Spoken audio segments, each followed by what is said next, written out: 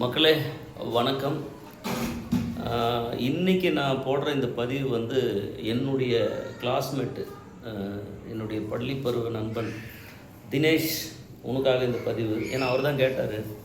இப்போ துரேந்தர் 2 அப்படின்னு ஒரு படம் வந்திருக்குல்ல மக்களே, அந்த படத்தோட ரிவ்யூ நீ சொல்லு மச்சான் அப்படின்னு எனக்கு கேட்டாப்புல.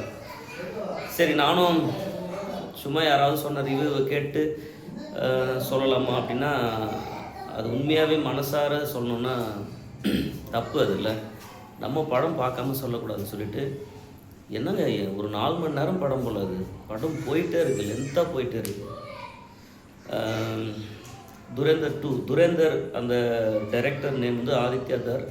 ஸோ அந்த டீட்டெயிலாம் அவங்க எல்லாருக்கும் தெரியும், அது விஷயம் இல்லை. துரேந்தர்ன்ற அந்த சொல்லுக்கான ஹிந்தி சொல்லுக்கான மீனிங்னா உறுதியான அப்படின்ற, உறுதி, இவ்வளோ தான். கான்ஃபிடென்ட், எவ்வளோ உறுதியாக இருக்கிறாங்க, இவ்வளோ தான் விஷயம். மன உறுதி, படத்தின் பேர் அதான். உங்கள் எல்லாருக்கும் வேணால் லூஸ் மாரி ஏதோ ஒன்று போட்டுட்ருக்கான் அப்படின்னு தோணுதா? இது என்னென்னா, இமாச்சல் போகும்போது நார்த்தில் ஹெவி ஸ்னோஃபாலில் மாட்டிக்கிட்டேன். சொல்ல முடியாத ஒரு பனி. நம்ம இந்தியாவில் இருக்கக்கூடிய நார்த்தில் அந்த பனியில் உச்சக்கட்ட குளிரில் உயிருக்கு போராடுற ஒரு சூழலில் நான் இருந்தேன். நீங்கள் யோசிக்கலாம், அது என்னடா உயிருக்கு போராடுற சூழல், ரொம்ப ஓவராக பில்டப் கொடுக்குறானே அப்படின்னு தோணும். ஆனால் தப்பிச்சு வந்த எனக்கு தான் தெரியும் அது என்னென்னு. என்னென்னா, இமாச்சலில் இந்த ஸ்னோஃபால் சொல்லுவாங்க. காலையில் ஒரு 7 மணிக்கு ஸ்டார்ட் ஆச்சு. நான் குழு மணாலியில் இருக்கேன், மைனஸில் இருக்குது. பனி மேலேருந்து அப்படியே கொட்டிகிட்டே இருக்குது. அங்கேருந்து நான் புல்லட்டில் ஒரு 10 இடத்துக்கு மேலே நான் கீழே விழுந்தேன் புல்லட்டில் இருந்து. ஏன்னா ரோடு இதுதான்னா இவ்வளோ தூரம் ஐஸு. என்னை அங்கே இருக்கிற இந்திக்காரங்களாம் என்னை அடிக்க வந்தாங்க, திட்டினாங்க. பாகல் பாகல் அப்படின்னு சொன்னாங்க. என்ன, எதுக்காக அவங்க அப்படி திட்டுறாங்கன்னா, அங்கே சத்தியமாக சொல்கிறேன், பொய் சொல்லாமல் சொல்கிறேன், என்னை தாண்டி ஒரு 2 வீலர் கூட அங்கே கிடையாது. எல்லாம் கார் தான். கார் கூட ஸ்ட்ரைட்டாக போல் இப்படி அந்த அந்த பனி, அது வந்து பிளாக் ஐஸுன்றாங்க அந்த ரோடு. ஏன்னா அந்த தார் ரோடு முழுக்க இதுதான் தார் ரோடுனா இவ்வளோ தூரம் ஐஸு மேலே இருந்தால் அது கட்டி ஆகிடுச்சுன்னா அதுக்கு மேலே நீங்கள் பைக்லாம் கார்லாம் ஓட்ட முடியாது. ஸோ என்னுடைய 2 வீலர் அது கடந்து எல்லாமே கார் தான். ஸோ எனக்கு சண்டிகரில் ட்ரெயின் இருக்குது. நான் அங்கேருந்து ஒரு 6 மணி நேரம் 2 வீலர் ஓட்டிகிட்டு வந்து ஒரு 6 மணி நேரம் ரெஸ்ட் எடுத்தால் அடுத்த நாள் விடியற் காலையில் எனக்கு சண்டிகரில் ட்ரெயின், நம்ம டெல்லிக்கு சண்டிகர் டு டைரக்ட் ட்ரெயின். அது சண்டிகர் டு சென்னை அந்த ட்ரெயின். அதை மிஸ் பண்ணிட்டுனா நான் காலேஜுக்கு வர முடியாது. என்னை அங்கே இருக்கிறவங்க திட்டுறாங்க பைக் ஓட்ட. என்னுடைய பைக்கு போகிறவங்க வரவங்களாம் என்னுடைய புல்லட்டை, ராயல் என்ஃபீல்டு புல்லட்டை, என்னுடைய அருமை நண்பர் ஜாகிர் சண்டிகர் யூனிவர்சிட்டியில் படித்தவர், அவருடைய புல்லட்டு தான் அது. புல்லட்டு கீழே விழுந்து அதை போகிற வர வண்டியில் அடிச்சுட்டே இருக்குது. போய் தூக்க முடியாது, போய் தூக்கலாம் நடந்தால் கீழே வழிக்கு விழுறோம். அந்த மாதிரி ஒரு கொடூரமான இடத்துல. ஆனால் என்னுடைய உறுதி என்னென்னா, எப்படியாவது நம்ம கடந்து வந்துடுவோன்ற ஒரு நம்பிக்கை தான். இவங்க எல்லோரும் டயர்டாகிட்டாங்கன்னா நான் வண்டியை தரன்னு இழுத்துனாவது. ஏன்னா ஒரு 10 கிலோமீட்டருக்கு அந்த பக்கம் நல்ல ரோடு இருக்குது. ஆனால் எனக்கு தெரியாது எத்தனை கிலோமீட்டருக்கு இது இவ்வளோ தூரம் அப்படின்னு. அப்புறம் மதியம் 2 மணிக்கு ஓரளவுக்கு கொஞ்சம் பனி கொஞ்சம் ஸ்டாப் ஆகிடுச்சு. அப்புறம் பைக் எடுத்தேன், தள்ளினேன், கீழே விழுந்தேன். என் கூட ஒரு நண்பர் இருந்தார், ஹெல்ப் பண்ணார், கேரளாக்கார். அவரும் ஒரு சோலோ ட்ராவலர் தான். கஷ்டப்பட்டு வந்தேன். என்னை நிறைய நம்ம நார்த்து மக்கள் வந்து ஹெல்ப் பண்ணாங்க. துரேந்தர் படத்துக்கும் இந்த நான் பேசுகிறதுக்கும் அப்புறம் இதுக்கும் என்ன சம்மந்தம் தானே உங்களுக்கெல்லாம் ஆழ் மனசில் ஓட்டிகிட்டே இருக்கோம் சொல்கிறேன். சண்டிகர் நெருங்க போகிறேன். மதியம் 2 மணிக்கு எடுத்த பைக்கு ஒரு ஹெல்மெட் தொலைச்சிட்டேன்னா ஒரு இடத்துல அங்கங்கே நிற்கும்போது மிச்சம் எங்கே வச்சுன்னு மறந்துட்டேன். ஷூ நல்லா நனைஞ்சிடுச்சுன்னு அதுக்கு மேலே ஷூ போட முடியல பேக்கில்.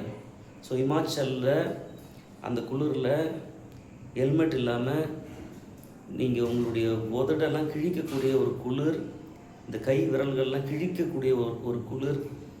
ஒரு இரவு ஆயிடுச்சு. 10 மணிக்கெலாம் மலை மேலே வண்டி ஓட்டுறேன், 11 மணிக்கு வண்டி ஓட்டுறேன், 12 ஓட்டுறேன். கிட்டத்தட்ட சண்டிகர் அந்த ரோடு கிட்ட நெருங்கும்போது அதிகமான குளிர். என்னுடைய ஹார்ட்டு உள்ளே துடிக்கிறத என்னால் ஃபீல் பண்ண முடிஞ்சுது. போய் கையெடுத்து கும்பிட்டு நடுங்கிறான் ஒரு இடத்துல. அப்போது ஒரு சிங்கு அந்த அவருடைய ஹோட்டல் தான் அது. என்னை பார்த்த உடனே அவர் புரிஞ்சுக்கினாரு நான் உயிருக்கு போராடிட்டு இருக்கேன்னு. அந்த மனுஷன் கொடுத்த ஒரு விஷயம் இது என்கிட்ட இது இருக்குது. இப்போ நீங்கள் சொல்லுங்கள், என்னால் நார்த்து மக்களை சொல்ல முடியுமா? பாசம் இல்லாதவங்க நார்த்து மக்கள் வந்து சும்மா வடக்கன்ஸ்னு போகிற போக்கில் ஒரு ஆள் சொல்கிறாங்களே, என்னால் சொல்ல முடியுமா? அதை மிக நெருக்கமாக அவர்களுடைய அன்பை நான் கவனித்தவன். துரந்தர் 2ல் நீங்கள் வெளியிலேருந்து பார்த்தீங்கன்னா பாகிஸ்தானுக்கும் இந்தியாவுக்கும் ஒரு பயங்கரமான ஒரு சண்டை. அதில் இந்தியர்கள் ஜெயிக்கிற மாதிரி திரைப்படம். தயவு செஞ்சு அப்படி எடுத்துக்காதீங்க, செய்தி அதில்.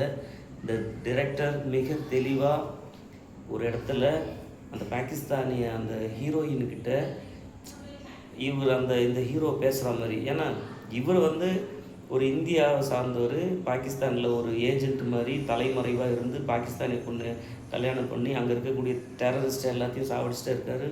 ஒரு கட்டத்தில் அந்த கதாநாயகி வந்து கண்டுபிடிச்சிடுறாங்க, இவன் இந்தியன் என்னை ஏமாற்றி திருமணம் செஞ்சுட்டான், என்னை வச்சு நான் என்னுடைய மக்களை அழிக்கிறான்றது கண்டுபிடிச்சிட்டு அந்த இடத்துல 2 பேர் பேசிக்கிற மாதிரி ஒரு காட்சி வரும்.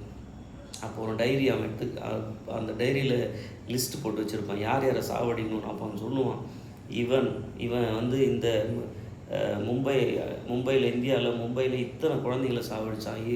அப்புறம் இந்தியாவில் எங்கெங்கெல்லாம் இந்த பாகிஸ்தானிய தீவிரவாதிகள், ரொம்ப கவனிக்கணும், பாகிஸ்தானியர்கள் நான் சொல்லலை, பாகிஸ்தானிய தீவிரவாதிகள் எங்கெங்கெல்லாம் நம்ம இந்தியர்களை கொன்று குவிச்சாங்களோ, அப்பாவி மக்களை சாவடித்தாங்களோ அந்த லிஸ்ட்டு மட்டும் போட்டு வச்சுருப்பான். அப்போ அவன் கேட்பான், அந்த ஹீரோ கேட்பான், இவ்வளோ அநியாய கொலைகள் செஞ்சாங்களே, இவனுங்களாம் யார் உன் கூட பண்ணணும்ல? இந்தியாவுக்கு மட்டும்தான் இவனுங்க வந்து தொல்லைன்னு நீங்கள் நினைக்கிறீங்களா? பாகிஸ்தான்லேயே உங்கள் நாட்டுக்கே இவனுக்கு எவ்வளோ தொல்லை தெரியுமா? இவனுங்களை அழிக்கிறதுனால நம்ம 2 நாட்டுக்கும் நல்லதுன்ற மாதிரி. இதுதான் மெசேஜ் அந்த படத்தில். இவ்வளோ தான் மெசேஜ். இதுக்கிடையில் நம்ம பிரதமர் அவர்களுடைய அந்த பண மதிப்பிழப்பு விஷயம், இது விமர்சனங்கள்லாம் வரும். பிஜேபிக்கு ஆதரவான படம், எதிரான படம், செய்தி அது இல்லை. ஒரு திருவள்ளுவர் ஒரு திருக்குறள் சொல்கிறாரு, எதுனா ஒருத்தவங்களுக்கு சோறு போடுறது மட்டும் அன்பு இல்லை, ஒருத்தவங்க சாவடிக்கிறது கூட அன்பு தான்றது. அதாவது எதுனா, அறத்திற்கே அன்பு சார்பென்ப மரத்திற்கு மத்தே துணை. அதாவது நீ ஒருத்தனுக்கு உதவி செய்ய தான் உனக்கு அன்பு வேணும்னு அவசியம் இல்லை. உன் நாட்டுக்கு ஒரு பிரச்சனை அப்படின்னு சொன்னால் உன் எதிரியாகிய அந்த ஒரு கொடூரனை கொன்று குவிப்பதும் உன் நாட்டின் மீது நீ காட்டக்கூடிய அன்புன்னு அந்த திருக்குறளின் பொருள். அந்த வகையில் துரந்தர் 2 என்ற திரைப்படம் பாகிஸ்தானில் இருக்கக்கூடிய தீவிரவாதிகளை அழிப்பதற்கு இந்தியர்கள் எடுத்த முயற்சி, அந்த இந்தியர்களுக்கு உதவி செய்த பிரதமர் மோடி அவர்களுடைய அந்த ராஜதந்திரம், இதை அனைத்தையும் வெளிக்காட்டக்கூடிய ஒரு அதாவது ரொம்ப சென்சிட்டிவான மனசு இருக்கிறவங்க, இந்த ரத்தத்தை பார்த்தா பயப்படுறவங்க, நீங்கள் இந்த திரைப்படத்தை பார்க்க வேணான்றது நான் ஒரு மென்மையாக சொல்லிக்கிறேன். அதே நேரத்தில் நம்ம இந்திய நாட்டை ரொம்ப பெருமையாக நினைக்கிறவங்க நீங்கள் தாராளமாக பார்க்கலாம். இதை பார்த்துட்டு நீங்கள் எல்லா பாகிஸ்தான் ஆட்களையும் தப்பாக நினைக்கிறது அது ரொம்ப தப்பு.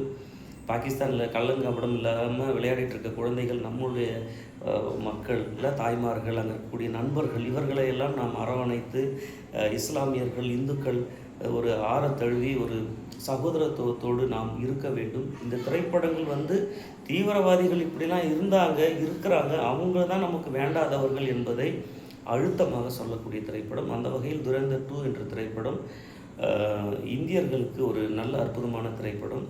பாகிஸ்தானில் கூட எனக்கு தெரிஞ்சு இந்த படத்தை செலிப்ரேட் பண்ணுவாங்க. யாருன்னா, யாதும் ஊரே யாவரும் கீழே இருந்த இந்த மைண்ட் செட்டில் இருக்கிற மக்கள் கண்டிப்பாக இந்த திரைப்படத்தை கொண்டாடுவார்கள்.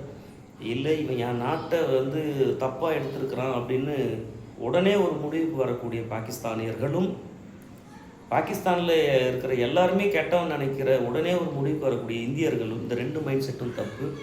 ஒரு நடுநிலைமை மனசோட இந்த திரைப்படத்தை அணுகுனா கண்டிப்பாக இந்த படத்தில் இருக்கக்கூடிய இந்த நாட்டுக்கு வேண்டாத விஷவேர்கள் யார்கள், அவரெல்லாம் யார் அவர்கள், இந்த விஷவேர்லாம் யாருன்னு கண்டுபிடிச்சு அவர்களை கொன்று குவிப்பதாக, அவர்களை அழிப்பதாக இந்த திரைப்படம் அமைந்திருக்கிறது. அந்த வகையில் இந்த திரைப்படத்தை என்கிட்ட தனிப்பட்ட முறையில் நீங்கள் கேட்குறீங்க, சார் படம் நல்லா இருக்கா நல்லா இல்லையா? இப்போ 4 மணி நேரம் படம் போயிட்டே இருக்கு பார்க்க தோணுது. என்கிட்ட தயவுசெய்து இப்படி கேட்டுறாதீங்க சார், அரசியல் நேரத்தில் இப்படிலாம் திரைப்படம் எடுக்கிறாங்களே, இது என்ன அதுன்னு. எல்லா சொல்லும் பொருள் குறித்தனவே தொல்காப்பியர் சொல்லிட்டார். சரிங்களா? இங்கே எல்லாருக்கும் ஏதோ ஒரு தேவை இருக்கிறது. அந்த வகையில் நம்ம ஒரு ஜென்ரல் ஆடியன்ஸாக இந்த திரைப்படத்தில் நீங்கள் என்ன பார்க்கலன்னா, ஒரு இந்தியாவில் கொடூர கொலைகள், சில மானங்கட்ட மனசாட்சி இல்லாத வன்ம புத்தி உள்ள சில திருடனுங்க அப்பாவி மக்களை கொன்று குவித்த அந்த டேட்டாவை கலெக்ட் பண்ணி அவனுங்களை சாவடிக்கிற மாதிரி. அப்போ இந்த பாதிக்கப்பட்ட குடும்பத்தார் இந்த திரைப்படத்தை பார்க்கும்போது அவர்களுடைய கண்களில் இருந்து நீர் அரும்பும். அதனால் உடனே நீங்கள் ஒரு முடிவுக்கு வராமல் 2 பக்கத்து மனசையும் நின்று பார்க்கும் பொழுது அந்த பக்கத்து நியாயம் தெரியும். அந்த வகையில் இந்த படம் வந்து இந்தியாவுக்கு ஒரு பெருமை சேர்க்கும் விதமாகவும், மீண்டும் இந்த திரைப்படத்தின் வழியாக பாகிஸ்தானியர்களை இந்தியர்கள் வந்து வெறுக்க எந்த இடத்துலையும் நீங்கள் அந்த மைண்ட் செட்டுக்கு போயிடக்கூடாது. அதில் டைரக்டர் ரொம்ப தெளிவாக அவர் ஒர்க் பண்ணியிருக்காரு. ஏன்னா பாகிஸ்தானை பொண்ணை திருமணம் செஞ்சுக்கிற மாதிரி அங்கே ஒரு காதல் வர மாதிரி ஒரு காட்சியெலாம் வச்சுருக்காரு. ஓகே, இதுக்கு மேலே அந்த கதையில் உங்கள்கிட்ட நான் எதுவும் மறைக்கல, எல்லாத்தையும் சொல்லிட்டேன். சண்டைகள் அதிகமாக இருக்குது. ஹீரோ வேறு லெவலில் பர்ஃபார்ம் பண்ணியிருக்காரு. நல்ல ஆட்டிடியூடு, நல்ல ட்ரெஸ்ஸிங் சென்ஸு வேறு லெவல் பண்ணியிருக்காரு கதாநாயகன். நன்றி மக்களே. துரந்தர் 2 திரைப்படம் இந்தியாவின் ஒரு பெருமை என்பதை விட இந்தியாவில் நடந்த துயர சம்பவங்களை மீண்டும் மக்களுக்கு நினைவுபடுத்தும் விதமாக நாகராஜன் ஒரு எழுத்தாளர் அவர் சொல்கிறாரு, நீ ஏன்பா இந்த மாதிரியான ஒரு கொடூரமான சிறுகதை ஏன் எழுதுகிற அப்படின்னு நீங்கள் தயவு செஞ்சு எனக்கு கேட்காதீங்க. இங்கே ஏன் அப்படிலாம் நடக்குது அப்படின்னு நீங்கள் யோசிச்சு பாருங்கன்ற நாகராஜனுடைய அந்த எழுத்தை நான் கோட் பண்ணி காட்டுறேன். ஏன் இந்த மாதிரி திரைப்படங்கள்லாம் நம்ம மக்களுக்கு ஞாபகப்படுத்துகிறாங்கன்றதை விட ஏன் இப்படிலாம் நடந்துச்சுன்னு நீங்கள் நினச்சி பார்க்கணுன்னு உங்கள்கிட்டயே விடுறேன். நன்றி, வணக்கம். I love you all. Have a great day. மச்சான் தினேஷை சொல்லிட்டேன்னு நினைக்கிறேன். பைடா.